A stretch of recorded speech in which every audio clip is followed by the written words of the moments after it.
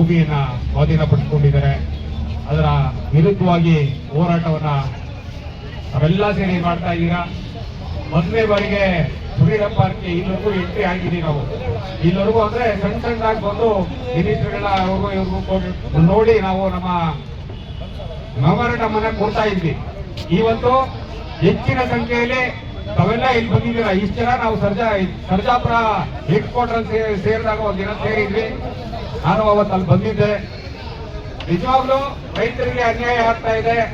ರೈತರು ಅವ್ರ ತಾತ ಮುತ್ತಾದ್ರು ಪಾಪ ಏನೋ ಇದ್ದಿದ್ದನ್ನ ಉಳಿಸ್ಕೊಂಡು ಬರ್ತಾ ಇದ್ರು. ಅದ್ರ ಮೇಲೆ ಈ ಸರ್ಕಾರದವ್ರು ಕಣ್ಣಾಕ್ಬಿಟ್ಟಿದ್ದಾರೆ. ಅವ್ರಿಗೆ ಬೆಂಗಳೂರು ಹತ್ತದಲ್ಲಿ ನಾವು ಇದೀವಿ. ಭೂಮಿ ಇವ್ರಿಗೆ ಸೆಂಟ್ರಲ್ಲಿ ಮೀಡಿಯಾ ಪರ್ಸನ್ಸ್ ಇವರು ಒಂಥರ ಬ್ರೋಕರ್ ತರ ಹಾಕ್ಬಿಟ್ಟಿದ್ದಾರೆ. ಓಪನ್ ಆಗಿ ಹೇಳ್ತೀನಿ ನಾನು, ಇವರು ಒಂಥರ ಬ್ರೋಕರೇಜ್ ತರ ಹಾಕ್ಬಿಟ್ಟಿದ್ದಾರೆ. ಇದಕ್ಕೆ ನನ್ನ ವಿರೋಧ ಇದೆ. ನಾನು ನಿಮ್ ಜೊತೆ ಇರ್ತೇನೆ. ಹೋರಾಟ ನಾವು ಈಗೇನು ದೇವನಹಳ್ಳಿಯಲ್ಲಿ ರೈತರು ಸುಮಾರು 3 ವರ್ಷಗಳ ಕಾಲ ಅವರು ಹೋರಾಟವನ್ನು ಮಾಡಿದ್ರು. ನಿರಂತರವಾಗಿ ಅವರು ಹೋರಾಟ ಮಾಡಿದ್ದಕ್ಕೆ ಅವ್ರ ಹೋರಾಟಕ್ಕೆ ಫಲ ಸಿಕ್ತು. ಇವತ್ತು ಅವ್ರು ಮಾಡಿದಂತ 1771 ಎಕರೆಯನ್ನ ಇವತ್ತು ಬಿಟ್ಕೊಟ್ರು. ನಮ್ಮಲ್ಲಿ ಸುಮಾರು 2800 ಎಕರೆ ಅಂದ್ರೆ 4ನೇದು ನೋಟಿಫಿಕೇಶನ್ ಮಾಡಿದ್ದಾರೆ. 4 ನೋಟಿಫಿಕೇಶನ್ ಮಾಡತಕ್ಕಂತ ಜಮೀನನ್ನ ಬಿಟ್ಕೊಡ್ಲಿಕ್ಕೆ ನಾವು ನೀವೆಲ್ಲ ಒಗ್ಗಟ್ಟಾಗಿ ಹೋರಾಟ ಮಾಡಿದ್ರೆ ಒಗ್ಗಟ್ಟಲ್ಲಿ ನಿಜವಾಗ್ಲೂ ಬಲ ಇದೆ. ನಮ್ಗೆ ಆ ಒಗ್ಗಟ್ಟಿಗೆ ನಮ್ಗೆ ಬಲ ಸಿಕ್ಕೇ ಸಿಗುತ್ತೆ. ನೀವೆಲ್ಲ ಒಗ್ಗಟ್ಟಾಗಿರ್ಬೇಕು.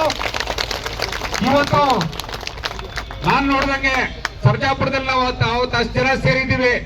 ನೆಕ್ಸ್ಟ್ ಸೇರಿದಾಗ ನಾವು ಅಷ್ಟು ಜನ ಸೇರ್ಲಿಲ್ಲ. ಹಂಗಾಗ್ಬಾರ್ದು. ಇವತ್ತೇನ್ ಇಲ್ಲಿ ಸೇರಿದ್ದೀವಿ, ಈ ಬಲ ಹೆಚ್ಚಿಸ್ಕೊಂಡು ನಾವು ಹೋದ್ರೆ ನಮ್ಮ ಈ ಹೋರಾಟಕ್ಕೆ ಪ್ರತಿಫಲ ಸಿಕ್ಕೇ ಸಿಗ್ತೈತೆ ಅನ್ನೋದಕ್ಕೆ ನನಗೆ ನಂಬಿಕೆ ಇದೆ. ಈಗ ದೇವನಹಳ್ಳಿಯಲ್ಲಿ ಆಗಿರೋದೇ ಸಾಕ್ಷಿ.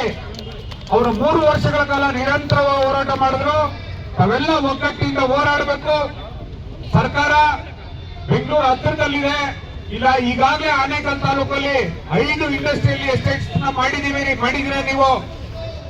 4 KHP ಕಾಲೋನಿಗಳನ್ನ ಮಾಡಿದ್ದೀರಾ. ಇಡೀ ಆನೇಕಲ್ ತಾಲೂಕು ರೈತರನ್ನ ನೀವು ಇವತ್ತು ಈಗಾಗಲೇ ಒಕ್ಕಲೆಬ್ಬಿಸ್ಬಿಟ್ಟಿದ್ದೀರಾ. ಆನೇಕಲ್ ತಾಲೂಕಲ್ಲಿ ಸರಿಯಾಗಿ ಕುಡಿಲಿಕ್ಕೆ ನೀರಿಲ್ಲ. ಈಗ ನಾವೇನ್ ಬದುಕ್ತಾ ಇದ್ದೀವಿ, ನಮ್ಗೆ ಕುಡಿಲಿಕ್ಕೆ ಎಲ್ಲಿ ನೀರು, ಶುದ್ಧವಾದ ನೀರು ಗಾಳಿ ಸಿಗ್ತಾ ಇಲ್ಲ. ಏನು ಇವತ್ತು ಇಂಡಸ್ಟ್ರೀಸ್ ಮಾಡಿದ್ದಾರೆ, ಆ ಇಂಡಸ್ಟ್ರೀಸ್ ಅಲ್ಲಿ ಕೆಮಿಕಲ್ಸ್ ಮಿಶ್ರಣ ಆದಂತ ಒಂದು ನೀರನ್ನ ಕೆರೆಗಳಿಗೆ ಬಿಡ್ತಾ ಇದ್ದಾರೆ. ಆ ಕೆರೆಗಳಲ್ಲಿ ಇವತ್ತು ನಮ್ಮ ಹಸುಗಳಿರ್ಬೋದು, ಯಾವುದೇ ಒಂದು ಅದು ಇದಕ್ಕೆ ವ್ಯವಸಾಯಕ್ಕೂ ಯೋಗ್ಯ ಇಲ್ಲದಂತ ಪರಿಸ್ಥಿತಿ ನಮ್ಮಲ್ಲಿ ಉಂಟಾಗಿದೆ. ಅಷ್ಟೇ ಅಲ್ಲ, ಕೆಲವು ಇಂಡಸ್ಟ್ರೀಸ್ ಅಲ್ಲಿ ಬೋರ್ವೆಲ್, ಆ ಇಂಡಸ್ಟ್ರಿ ಒಳಗಡೆ ಬೋರ್ವೆಲ್ ಹಾಕ್ಬಿಟ್ಟು ಆ ಬೋರ್ವೆಲ್ ಒಳಗಡೆ ನೀರನ್ನು ಬಿಡ್ತಾ ಇದ್ದಾರೆ. ಆ ನೀರು ಎಲ್ಲೆಲ್ಲಿ ಹೋಗ್ತಾ ಇದೆಯೋ ಆ ದೇವ್ರಿಗೆ ಗೊತ್ತು. ನಿಜವಾಗ್ಲೂ ನಾವು ಇವತ್ತು ಇದನ್ನ ಪ್ರತಿಭಟಿಸಬೇಕು. ಮುಂದೆ ನಮ್ಮ ಮಕ್ಕಳ ಭವಿಷ್ಯ ಚೆನ್ನಾಗಿರ್ಬೇಕು. ನಮ್ದೇನೋ ಎಲ್ಲ ಇವತ್ತೆಲ್ಲ ನಾವು ಒಂದು ಮಟ್ಟಕ್ಕೆ ಬಂದ್ಬಿಟ್ಟಿದೀವಿ. ನಮ್ಮ ಮಕ್ಕಳಿಂದ ಈಗ ಚಿಕ್ಕವರು, ಆ ಮಕ್ಕಳ ಭವಿಷ್ಯವನ್ನ ಉಳಿಸಬೇಕು ಅಂತ ಹೇಳಿದ್ರೆ ಸರ್ಕಾರ ಈ ಮಾಡಿದಂತ ನೋಟಿಫಿಕೇಶನ್ ಹಿಂಪಡಿಬೇಕು. ರೈತರಿಗೆ ನೆಮ್ಮದಿಯಾಗಿರ್ಲಿಕ್ಕೆ ನೀವು ಈ ಸರ್ಕಾರ ಮಾಡಿದಂತ ನೋಟಿಫಿಕೇಶನ್ ಬಿಟ್ಕೊಡ್ಬೇಕು. ನಿಮ್ ಜೊತೆಲಿ ನಾವು ಇರ್ತೀವಿ. ಮುಂದೆ ನೀವು ಬಿಟ್ಕೊಡ್ಲಿಲ್ಲ ಅಂದ್ರೆ ಎಂತ ಹೋರಾಟಕ್ಕೂ ನಾವು ಸಿದ್ಧವನ್ನ ಇರ್ತೀವಿ.